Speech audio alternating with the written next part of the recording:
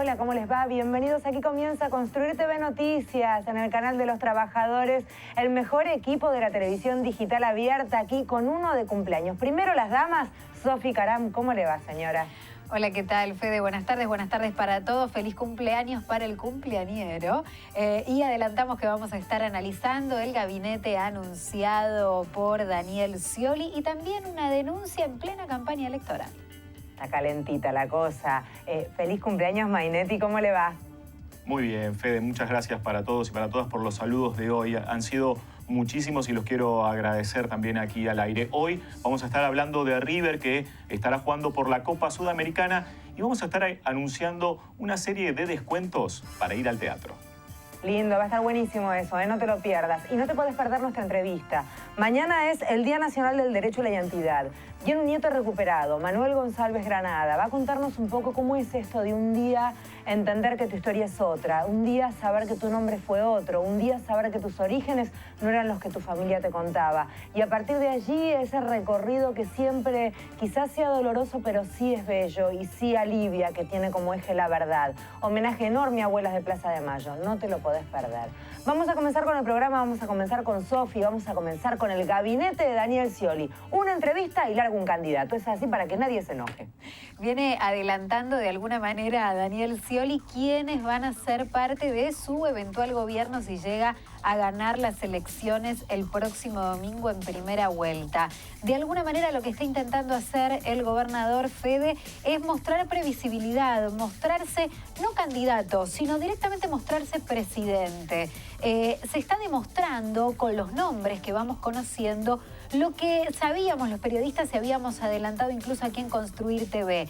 El gabinete quedaba en manos del sciolismo, mientras que el kirchnerismo más ligado a la presidenta Cristina Fernández iba a tener la posibilidad de formar parte de las listas legislativas, ¿no? Vamos con la plaquita, así vamos contándote exactamente el 1 a 1. Ahí comenzamos la primera, el gabinete de Daniel Scioli. El jefe de gabinete, el actual jefe de gabinete de Scioli en la provincia, Alberto Pérez. Hay pocas sorpresas en este sentido. Parte de quien está acompañando en su equipo hoy en la provincia de Buenos Aires a Scioli se va a trasladar eventualmente a nivel nacional. Por eso Silvina Batakis, como ministra de Economía a nivel nacional, sería la encargada de esa cartera tan caliente para la Argentina. La sorpresa fue Alberto Barbieri en el Ministerio de Educación. Daniel Filmus sonaba para ese lugar, pero Filmus prefirió no volver a la cartera educativa. Tiene otro lugar de todas maneras reservado que ahora te lo vamos a contar. Sergio Berni, ministro de Seguridad, allí lo ven, es el actual viceministro de Seguridad, ascendería un cargo en esa cartera. El actual ministro de Salud de la provincia, Alejandro Colia, también sería el titular de la cartera de salud a nivel nacional. ¿Quién es el ministro de Trabajo de Scioli en la provincia? Y vaya si fue una cartera caliente en territorio bonaerense en estos 8 años, es Oscar Cuartango, y sería el reemplazante de uno de los ministros más históricos del kirchnerismo, Carlos Tomada. Diego Bocio, otro de los hombres, si se quiere, de la etapa kirchnerista, en este caso el actual titular del ANSES, que viene trabajando con Scioli hace tiempo, sería el ministro de Infraestructura. Julián Domínguez, actual presidente de la Cámara de Diputados, quien fuera también precandidato a gobernador en la provincia, perdió la interna con Aníbal, pero tiene un lugar reservado en el sciolismo, sería el ministro de la Producción. Te nombraba Filmus, quien fue el ministro de Educación del kirchnerismo, luego ocupó un cargo en el Congreso, actual encargado de el Departamento de Asuntos Relacionados con las Islas Malvinas, sería el ministro de Ciencia y Técnica. Casal seguía. Tenemos a Casal también con el Ministerio de Justicia, luego el Ministerio de Derechos Humanos estaría a cargo de Guido Carlotto. Hay que crearlo, el Ministerio de Derechos Humanos, es la promesa de Scioli. Ministerio de Interior y Transporte, Sergio El Patio Urribarri, actual gobernador, se apoya en la Liga de los Gobernadores Daniel Scioli para su gabinete. El ministro de Turismo y Deporte sería otro gobernador, Maurice Clos. Ministro de Agricultura, anunciado hace poquito, Alejandro El Topo Rodríguez. Gustavo Marangoni como presidente del Banco Nación, es el actual presidente del Banco Provincia. También quiere crear Scioli un banco de desarrollo. Miguel Peirano, quien fuera el ministro de Economía de Néstor Kirchner en la primera etapa, sería ahora el encargado de ese Banco del Desarrollo para trabajar en tándem con el Banco Nación. Y hoy la confirmación importante también que vino a muy poquito del cierre de la campaña, quien seguirá a cargo de la FIP si Scioli es presidente, es Ricardo Echegaray. No se había corrido de allí. Circulaba Montoya. También, pero Montoya fue precandidato a gobernador, Montoya quedó un poco corrido también dentro de la propia interna. Falta Ministerio de Desarrollo Social, allí suena fuerte Cristina Álvarez Rodríguez, que es la segunda candidata a diputada en la provincia de Buenos Aires, la sobrina nieta de Evita, que tiene buena recepción dentro del kirchnerismo puro y dentro del sciollismo también, no genera ruido por allí, pero todavía eso no ha sido anunciado, al menos hasta ahora, por Daniel Scioli. Mañana, el cierre en el Luna Park, seguramente veremos desfilar uno tras uno arriba del escenario, un Scioli mostrándose con gestión, con previsibilidad y con un gabinete ya armado que, como les decía, ya a las claras queda, ha estado en su propio armado sin consensuar esto con la presidenta de la Nación, Cristina Fernández de Kirchner. Al kirchnerismo puro y duro, a la juventud, a la cámpora le ha quedado el espacio legislativo en el armado de las listas. Vamos ahora a pasarle la pelota a Balmiro para que te cuente qué pasa hoy a la noche con River. Esta noche, Fede, a partir de las 21 horas, River Plate, el equipo dirigido por el Muñeco Gallardo, va a estar enfrentando en el Estadio Monumental al equipo chapecoense de Brasil por el partido de ida de los cuartos de final de la Copa Sudamericana. El árbitro de este partido será el uruguayo Jonathan Fuentes. Tenemos que decir que el millonario bajó su rendimiento en los últimos partidos y buscará reponerse cuando enfrente a los brasileños, quienes participan de esta competencia internacional por primera vez en su corta historia. Decimos que este club se fundó apenas hace 42 años. El Muñeco Gallardo realizará una sola modificación con respecto al equipo que empató con Aldo Civi el último domingo, que será la entrada de Jonathan Maidana al equipo titular por Camilo Mayada. Y tenemos que decir que desde las 16 horas todas las adyacencias al Estadio Monumental están cerradas al tránsito. Atenti entonces cuando pegues la vuelta, porque además en el Luna Park Kicillof y un grupo también van a hacer un cierre de campaña en el día de hoy. El de mañana va a ser el más importante si se quiere, así que atenti porque hay varias situaciones de tránsito a la hora de pegar la vuelta allí para casa. Vamos a presentar a nuestro invitado. Mañana es el Día Nacional por el Derecho a la Identidad y queremos hablar de este tema. Presentamos formalmente al invitado del día de hoy. Es Manuel González Granada, tiene 39 años, nieto recuperado, hijo de Ana María del Carmen Granada y Gastón González, víctimas de la última dictadura cívico-militar. Gastón fue secuestrado en marzo de 1976 y Ana María fue acribillada a balazos 8 meses después. Manuel fue apropiado y dado en adopción irregularmente. Encontró su verdadera identidad en agosto de 1997. Es hermano de Gastón González, bajista de Los Pericos. Bienvenido, gracias por venir. Gracias. Estás medio podrido que te digan que sos el hermano del de Los Pericos. Ya estás harto, decilo y no lo decimos más. No pasa nada. Es parte de la historia, está bien. ¿Cuándo sabés esto que leíamos? O sea, esto que leía Balmi, esta nueva historia tuya, que es en realidad tu historia de verdad, pero lo loco en el caso de quienes recuperan su identidad es que tienen que apropiarse de un nombre nuevo, de una historia nueva, de una familia nueva. Debe ser muy loco eso. Sí, es loco. Es loco y eso que a mí me pasó, digo, lo viví en carne propia y sin embargo cuando lo pienso todavía me parece que parte de ciencia ficción, o sea, sí, casi. Que le pasó a otro, ¿no? Sí, es difícil de ponerlo en palabras. Esto que vos decís, cuando lo supe, eso que leyeron en la placa más o menos son los datos duros de la historia, eso lo supe casi inmediatamente. Después, obviamente... ¿Pero a qué edad? A los 20 años. A los 20 años. ¿Vos hasta los 20 años cómo te llamaste? Claudio Novoa. Eso es muy loco. ¿Y tu familia? Yo pregunto y contestame hasta donde puedas. Mi familia con la que me crié. Con la que te criaste. ¿Te había adoptado de buena fe? ¿No sabían de tus orígenes reales? Bueno, yo entiendo que sí, por parte de la que fue mi mamá adoptiva, pero entiendo también, porque después uno se pone grande y empieza a indagar y a conocer cómo fue verdaderamente toda esta historia. Yo tenía una adopción plena, con lo cual yo entendía que evidentemente a mí me habían entregado una adopción o mi familia biológica no me quería. Entonces, por eso pensaba que, bueno, que en realidad yo no tenía que ver con los desaparecidos. Y después de mucho tiempo y de poder empezar a apropiarse de la historia y de empezar a indagar y de conocer, supe que esa adopción estuvo muy mal hecha por parte del juez de menores. Y de hecho tengo una causa abierta contra ese juez y los secretarios, todos los que avalaron ese trámite dentro de la justicia, que en definitiva fue la parte que, cuando hablamos de una dictadura cívico-militar, en este caso se ve claramente, es un juez de menores que lo que hizo fue hacer todo lo que la dictadura había pergeñado como plan sistemático de robo de bebés, que era que si no se podían quedar con nosotros, no volvíamos con nuestras familias. En mi caso, por las particularidades del momento en el que pasó, cómo pasó el asesinato de mi mamá, que fue un operativo en la ciudad de San Nicolás, donde asesinaron no solo a mi mamá, sino también a una pareja y a sus 2 niños de 3 y 5 años, y yo soy el único sobreviviente del ataque a esa casa. Sí, gracias a que tu madre heroicamente te escondió debajo de colchones, ¿verdad? Sí, te armó como una cuevita dentro de un placar. Un placar. Sí, sí. Y eso me permitió sobrevivir a los gases y bueno, también la fortuna de que ninguna de las balas que sí alcanzaron el placar me hayan impactado. Bueno, después de eso a mí me sacan de la casa las mismas fuerzas represivas y me llevan al hospital que estaba muy cerca, porque en definitiva si no me llevaba me estaba muriendo por la asfixia. Pero el haber estado resguardado en ese placar me terminó dando la posibilidad de salvarme. En ese hospital estuve 4 meses con custodia policial. Yo tenía 5 meses, así que de los 5 meses a los 9 meses estuve en una sala aislado del resto de los niños del hospital. Si las enfermeras tenían que entrar para hacerme algún tipo de atención, tenían que entrar con la policía.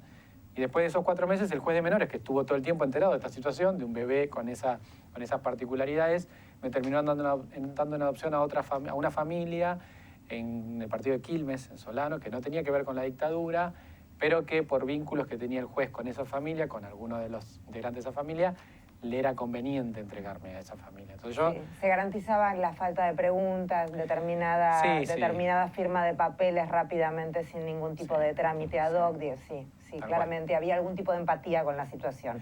Sí. ¿Te seguís viendo con ellos? Sí, la que fue mi mamá de crianza, que es con la que yo vivía hasta los 20 años y un poco más después ya me puse grande y me fui de la casa, seguí teniendo relación con ella hasta que falleció y bueno, con mis primos, los que son mis primos de crianza, que son tus amigos de toda la vida después, sigo teniendo relación con ellos, sí, porque además, bueno... O sea que agrandaste la familia. Sí, tengo muchos cumpleaños. ¿Cuándo empezaste a sospechar o a intuir? ¿Cómo aparece? No, en esa época que era mediados o finales de los 90, no pasaba como pasa ahora que la mayoría de los nietos no se y nietas... hablaba. No había una decisión del Estado de buscarnos, no había un montón de herramientas que existen hoy y no había también una maduración de la sociedad que hace que hoy la mayoría de los nietos o nietas que encontramos vienen ellos. O sea, porque todo el tiempo los estamos convocando de distintas maneras, con distintas estrategias y sumando actores de la sociedad, como desde futbolistas hasta bueno, cualquier persona que sea representativa que apoye la campaña de abuelas, es importante y eso hace que hoy estén viniendo ellos buscando su identidad, que empiezan a dudar. Pero a los 20 años, como me toca a mí, tampoco dudaban o creían que esa historia no les pertenecía. Hoy está claro que si naciste durante la dictadura y no tenés clara tu identidad o dudás, sería conveniente que vayas a buscar tu identidad a las abuelas o a la CONADI, que es la parte del Estado que resuelve esta situación. En mi caso yo no lo busqué, en ese momento no estaba buscando nada. Yo, como te decía, como tenía una adopción, mi pensamiento, que era de buena fe, era, si yo tengo una adopción es porque en realidad, bueno, o sea, la familia... o mi familia biológica murieron todos, o si alguno no murió, no me quiso, porque si mi mamá y mi papá murieron, mi tío, mi abuelo, nadie se quiso quedar conmigo, entonces la familia no me quiere. Con lo cual yo no buscaba a nadie, estaba como enojado con la situación. Claro. Yo era, bueno, yo me arreglo solo, no tengo nada que ver con eso, y al final, bueno, no era así, o sea... ¿Y cómo aparece? Porque me tocaron el timbre. ¿Te tocaron el timbre y qué pasa? ¿Quién? Alejandro Inchaurrey, que era integrante del equipo de Argentino Antropología Forense, porque mi abuela, como todas las abuelas y las madres, cuando se empieza a formar ese equipo a mediados Tu abuela de los 80, sanguínea, la de verdad. Claro, mi abuela Matilde, que es la mamá de mi papá y es a la única que yo llegué a conocer. Cuando a mí me encontraron solo estaba ella viva. Ella, como todas las madres, habían llevado al equipo de antropología todos los datos de sus familiares desaparecidos, ¿no? O sea, ella había llevado los de su nuera, mi mamá Ana, los de su hijo Gastón y los de su nieto. Como con las fechas estimativas en las que yo había nacido, porque antropología lo que necesitaba en ese momento, además por una cuestión del avance de la ciencia hasta ese momento, en la mitad de los 80, eran muy importantes los datos pre-mortem de los desaparecidos. O sea, que ellos cuenten, que los familiares cuenten si habían tenido algún tipo de fractura, operaciones, y eso les posibilitaba a ellos poder devolver la identidad de los cuerpos que iban apareciendo, ¿no? Ella había llevado todos los datos nuestros, y ellos en su gran base de datos en un momento también empezaron a tener cuestiones de posibles nacimientos o de chicas que habían sido o asesinadas antes de parir o después. Entonces también tenían esos casos y había aparecido ahí por fechas este caso en San Nicolás de una chica que había sido asesinada que había tenido un bebé unos meses antes. Que además en el barrio había provocado una conmoción Sí, enorme, sí. como es lógico. Sí, porque es un barrio, bueno, era un barrio como cualquier otro barrio, de un barrio en el centro de San Nicolás, pero a las 6 de la mañana, un lugar solo de casa, sin movimiento, y de repente 40 tipos rodearon la casa, subiéndose a la casa de los techos de los vecinos, y le empezaban a tirar con granadas y con ametralladoras. Imagínate que las explosiones y todo ese delirio hizo que nadie se olvide de eso.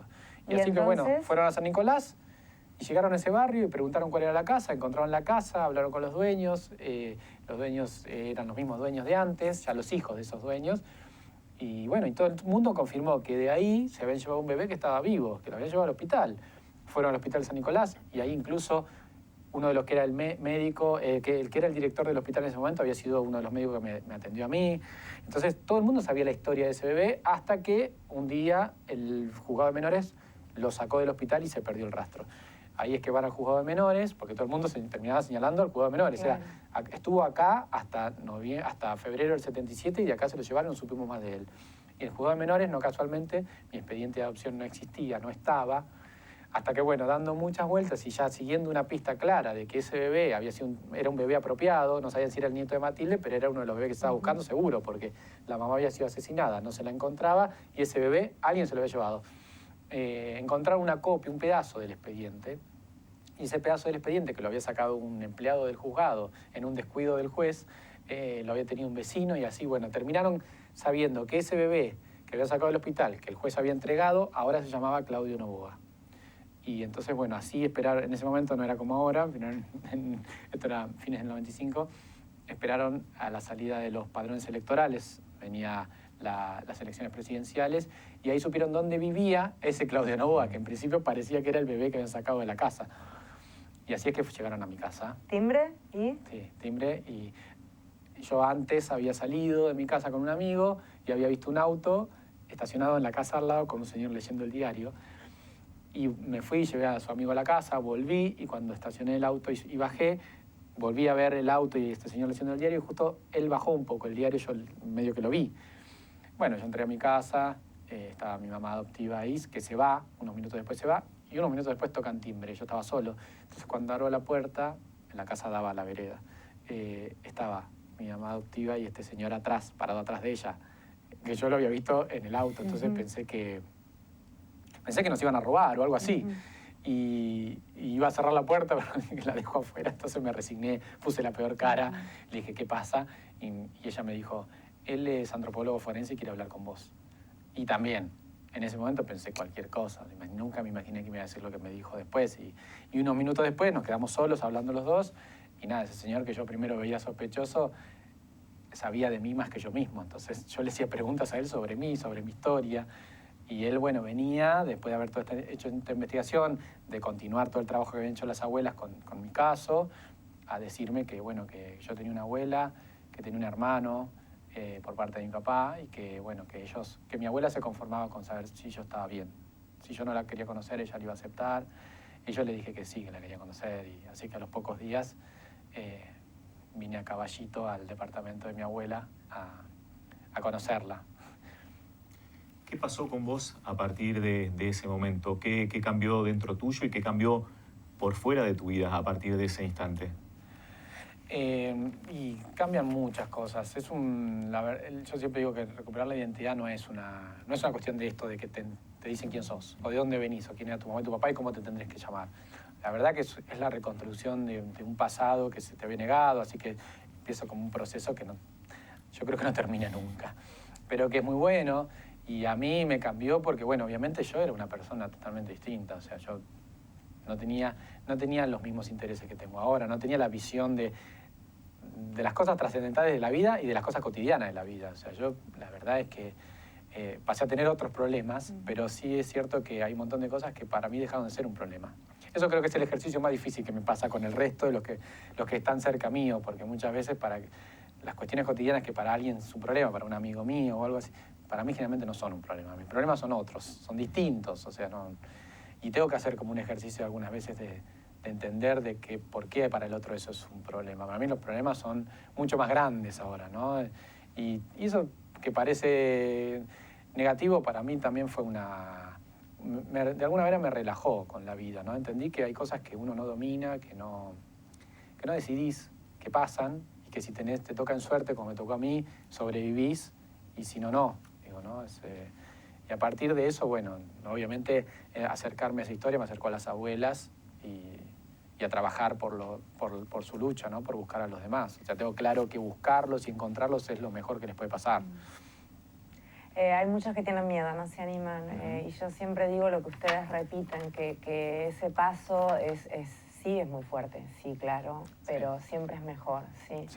Vos pudiste además de alguna manera cerrar porque pudiste volver a esa casa en donde todo empezó a cambiar de esa manera tan tremenda y violenta. Te animaste a tocar el timbre en ese lugar en donde tu vida cambió para siempre. Sí, sí, pero bueno, es parte de eso que vos me preguntabas, de qué significaba o cómo uno se apropia de esta historia. Y yo necesitaba ir a esa casa. Yo sabía lo terrible que había pasado en esa casa, pero el relato que me sirvió en un comienzo, después necesité verlo. O sea, hay cosas que estas historias justamente tienen muchas ausencias, incluso de imágenes, ¿no? Y todo va mucho con el relato. Entonces, y te regalan los recuerdos, yo siempre digo eso. Sí, tal cual. Bueno, vos lo sabes bien. Entonces, ir y ver y buscar, indagar sobre esos espacios. Yo llegué a esa casa con una necesidad mía de primero ver la casa. Y cuando estuve ahí necesité tocar timbre. Y si alguien me respondía algo de lo que se me iba apareciendo, porque ni siquiera tenía preguntas claras de qué quería yo con eso. Bueno, y fui, y toqué timbre y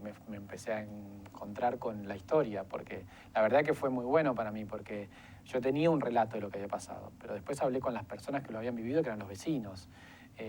Y la primera parte, o sea, lo que más me quedó de ese día fue que yo estaba ahí parado con una fotocopia de un diario de la época que tenía una foto de la ventana, no de la casa completa. Y la ventana de la foto parecía la de otra casa, porque justamente por el ataque la casa la tuvieron que reconstruir. Claro. Si bien la distribución interna es la misma, por fuera era distinta. Entonces yo fui a la que parecía la foto que yo tenía, pero no coincidía la dirección. Toqué timbre ahí y una señora me abrió de esas ventanas, esas puertas de madera con la ventanita chiquita. Con el visillo. Claro. Sí. Y era muy bajita, una señora muy mayor. Entonces yo le hablaba, la miraba así hacia abajo. Y entonces yo le digo, mire señora, ¿usted sabe cuál es la casa? Yo quería confirmar cuál era la casa, no quería estar mirando la casa equivocada. Y ella me dijo, es la casa de al lado. Dice, y mira, justo cuando tocaste timbre yo estaba contándoselo a mis nietitos. Porque hoy hace 20 años de eso, me dijo la mujer. Entonces yo le dije, no sabía cómo seguir preguntándole. Dije, no le pregunto más nada, ya está, yo sé que es la otra casa, no quiero cargarla a ella con esto o con mi necesidad. Y ella me dice, y yo te estaba contando porque de acá sacaron un bebé que estaba vivo y nosotros nunca supimos del bebé. Y yo en ese momento, que ya no sabía cómo tenerme en pie, no tenía pensado decirle quién era. Pero por suerte, por lo menos pude razonar y darme, o sea, en el momento que estaba diciendo que no le iba a decir quién era, ella me dijo, ¿y vos por qué preguntás? Entonces yo ahí inevitablemente le tenía que decir quién era, pero además me di cuenta que era importante decírselo, porque esa señora primero estaba haciendo una transmisión de la historia a sus nietos, pero había una parte que ella no había podido cerrar, que era la de quedarse tranquila de que ese bebé que de repente alguien se llevó y que estaba vivo, estaba bien. Entonces yo le dije, yo soy el bebé, porque yo soy el bebé que sacaron de la casa. Y entonces nos miramos y ella cerró la ventanita y yo pensé que se había ofendido, que no me creía o que no sé. Y escucho, yo me iba a ir y escucho que saca la llave de la puerta y abre y me dice, ¿te puedo dar un abrazo? Así que me dio un abrazo y me dijo, ¿te querés quedar a comer? Y ahí había unos vecinos que como yo había estado antes preguntando para tratar de resolver, tener claro, no quería errarle a la casa, había un señor que estaba en la vereda de enfrente sentado así y ella le gritó, Carlos, ¿sabés quién es? Y a los 5 minutos, en San Nicolás a las 3 de la tarde duerme la siesta, muchas veces, solo en barrio. Estaban todos afuera. Y cada uno me contaba cómo había vivido ese momento, ¿no? Desde su casa, de abajo de la cama, desde que uno que salió a trabajar y cuando se olvidó la billetera y quiso volver no lo dejaron entrar porque la calle estaba cerrada. Bueno, nada, para mí eso fue muy importante y muchos años después, cuando empezó la cuestión de los juicios, yo volví al barrio, volví a hablar con ellos y les pedí si ellos podían declarar lo que me habían contado ya en la instancia de la causa. Y todos aceptaron declarar y fueron los testigos más importantes, ¿no? Y muy solidarios. Sí. Recordemos a dónde pueden, todos los que están viendo el programa, si es que tienen dudas, así el relato familiar resulte absolutamente ordenado y coherente, Sí. nunca está de más, no pasa nada, está buenísimo.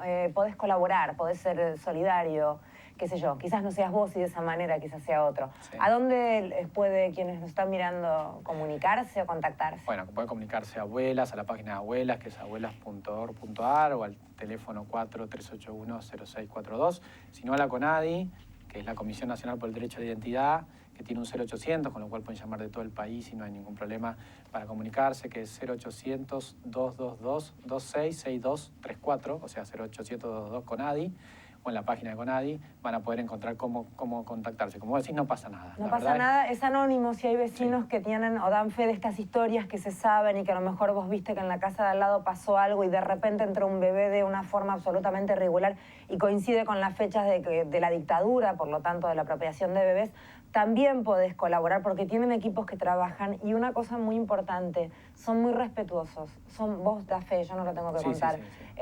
Nada que vos no quieras que pase va a pasar, que eso también tranquiliza. Sí, es así, es así. La verdad es que lo importante es que se animen y que, como vos decís, puede ser otro al que le estemos hablando ahora, porque para cada uno de estos robos de bebés hay un montón de gente que lo supo, no solo el que figuró como mamá y papá. Sí. Hay mucha gente que tuvo que estar involucrada en esa mentira. Absolutamente. Gracias, A capo vos. total. Te felicito. Gracias. Está buenísimo. Trabajador del día, dale, vamos con una mujer, tatuadora la señora, pero hace tatuajes para gente que lo necesita, realiza tatuajes terapéuticos. Lily Monster realiza tatuajes terapéuticos gratuitos a mujeres que sufrieron cáncer de mama. Divino trabajo. Esta mujer es de San Juan y tiene además una organización denominada, tiene Trazos de Luz, un grupo de Facebook para conectarse a nivel nacional con mujeres que padecen esta enfermedad y trabaja en una organización denominada P.INK, Pink, entidad que selecciona tatuadores de todo el mundo para contactarlos con los sobrevivientes de cáncer de mama que quieren acceder a un servicio que básicamente lo que hace es, sobre cicatrices, trabajar de forma artística y realizar tatuajes. Es muy lindo lo que hace Vanessa Carrizo, ahí está, vive en San Juan, artista plástica, body painter y hace más de 20 años que es tatuadora profesional. El Facebook es Lily Munster, por esa la confusión, pido disculpas a Vanessa, y hace un trabajo realmente maravilloso. Esta semana estuvimos hablando mucho del cáncer de mama y el tema de los cuerpos femeninos que quedan distintos, por supuesto, con cicatrices, claro está, resultan muy traumáticos para quienes tienen que seguir. A veces para los compañeros también resulta complicado y es un trabajo realmente maravilloso, gratuito además, así que lindo trabajo, felicitaciones. Saludamos a más trabajadores. Hoy es el día del trabajador del seguro y del radioaficionado. ¿A quién conoces? A Lili Correa, mi agente de seguros, beso grande. Muy bien. Y vos, nadie te asegura, Mainetti, porque realmente es muy difícil. No hay, A los no hay 40 compañía nadie. que se arriesgue a tanto. Ya está. Día del cumpleaños de Mainetti, día del futuro, porque hace un ratito llegaba a este año Marty McFly y veía qué pasaba en el futuro. Poco se cumplió, lo cierto es que yo quiero la skate que vuela cuando salga. Chao, hasta mañana.